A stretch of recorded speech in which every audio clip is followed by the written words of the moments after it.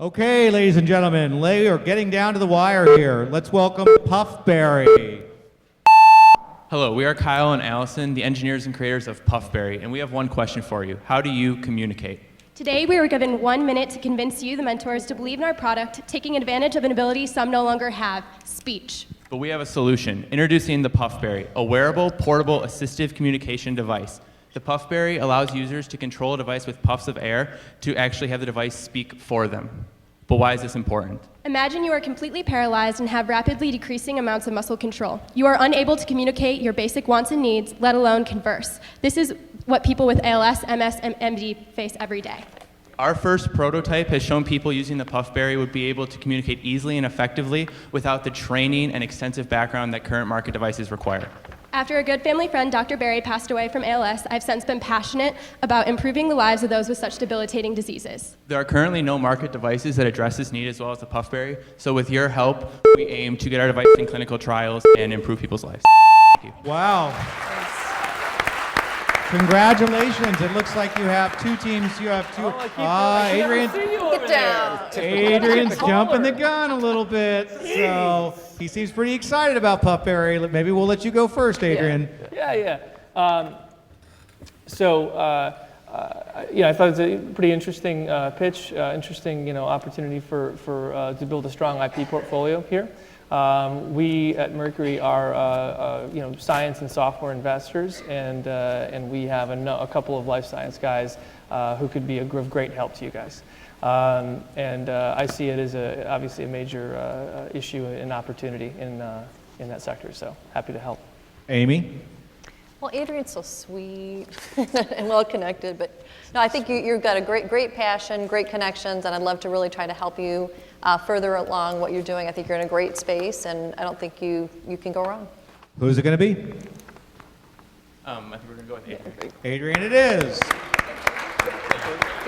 Nice to meet you. We have PuffBarry. Unheard, marginalized, neglected, ignored. Gone before they're gone. These are the phrases that people with ALS must say about their own lives. Across the United States, over 30,000 people are estimated to be struggling with this disease, and next year another 6,000 will be joining them. ALS is a debilitating disease that causes paralysis and eventually the inability to speak. To combat this, current devices use head and eye movements to help patients communicate. But here's the problem. Current devices use muscles that cause effect on the person themselves, so these devices can't be used by them. They are a temporary solution to a permanent problem. From our research, we found that current devices also have steep learning curves, and this gives patients one of two options. One, spend an excessive amount of time learning a device only to have it taken away from them when their disease progresses, or two, become frustrated with the difficult controls, give up, and remain unheard. However, we and many others feel strongly about a third option, PuffBarry. PuffBarry uses puffs of air to communicate. This is a faster, easier method of communication that uses muscles that are not typically affected in the early stages of ALS. Over the past few weeks, we've talked to patients, families, doctors, and over 50 ALS-A association chapters across the entire United States to figure out if this problem really is the problem. Executive directors and care service coordinators at every single one of those chapters have expressed a need for a device with a much shallower learning curve. Speech pathologists who actually prescribe these devices to patients witness the frustration and helplessness when patients are unable to interface with such difficult devices and ultimately give up and choose to remain unheard instead of dealing with such a crappy device. Patients and families also express this need to communicate with their loved ones and stay a part of their life as long as they possibly can. We've also discovered means to expand PuffBarry, connecting it to the internet, interfacing it with mobile phones, allowing for emails and text messages to be sent with our device would allow people to communicate with people all around. I'm sorry, guys, I got to pull you up. Congratulations. Let's bring both teams out.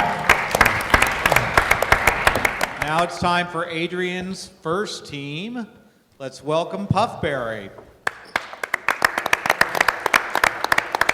As you know, we started working on this device for patients with ALS after Dr. Barry passed away. He was a healthy father of 3 who loved running and yellow Jeeps before his diagnosis. This did not happen to him because he was a smoker or an alcoholic. He could have just as easily have been your father, your mother, or even you. If you had an incurable disease, wouldn't you want a device that could increase the quality of your life and let you be heard? This is what PuffBarry could do with your support. At this point, we have this working prototype. We also have the support of both the faculty and even recognition today when we won the TEDx Prize just an hour ago. Doctors are actually the customers for our device because they're the ones who are recommended to their patients. It's because of this we have added the leading ALS doctor at the University of Michigan to our team to help connect us to patients and ultimately the users of our device. In the future, we will continue to adapt PuffBarry to all of the customer needs, and after completing our product, we'll be going through FDA regulations for biomedical devices. Because of these FDA regulations, we cannot by law demonstrate our device with a person on stage right now, so we're going to kind of mock it up. Here's Allison with the cannulas. She will breathe in and out. This will be connected to the pressure sensor located right here on the prototype. Up on the presentation screen, you'll see what users will see on their mobile devices. It has a code, so you can see exactly what you want to say, as well as what you've already put into the system, and ultimately speak it out. We hope that you support PuffBarry, and we believe you should. Thank you. Awesome. Thank you very much. All right, Amy, what questions do you have for this team? Well, I'm just so impressed with the presentation. I have to say, even though I like my team's better, but and the progress. It's sort of hard to whack a team that's taking care of this problem. So. No, Exactly. great presentation, great progress that you made over this. Great adding to your advisory board. Do you have any specific customers or a timeline yet on prototype and FDA? Because of the fact that our clients would be people who are sick right now, we felt like it would be best to instead contact doctors, because when our product would be done, then they would be able to then influence their patient, like recommend our device, because we wouldn't want people to have a hope that they wouldn't be able to use in their lifetime. Doug? So, nice presentation and good job getting the prototype done. Thank you. How much capital do you need to get to the next milestone? How much cash? So for FDA regulations, you have to go through both the FDA and IRB, and our device is a Class 2 device, and that means that we will have to do some clinical testing. That funding will be into the thousands of dollars, but because it is in a Class 3, then it isn't as much. It isn't into the millions of dollars. Dawn? So Doug asked you how far to get to your next milestone. What is your next specific milestone? And does that relate to, customer acquisition and Wow, Dawn is playing to win today, you guys. I'm really impressed. We are actually in the process right now of getting ourselves approved by the hospital to shadow our doctor that we've brought onto our team. This will allow us to get to the patients, get to the end users, speak with them about their preferences, what they would want in a device, why they can't use the devices they currently have, and ultimately best ways to improve this. the milestone? The next milestone would be that we would have a completely finished product, and then after that is for the approval to then go to market.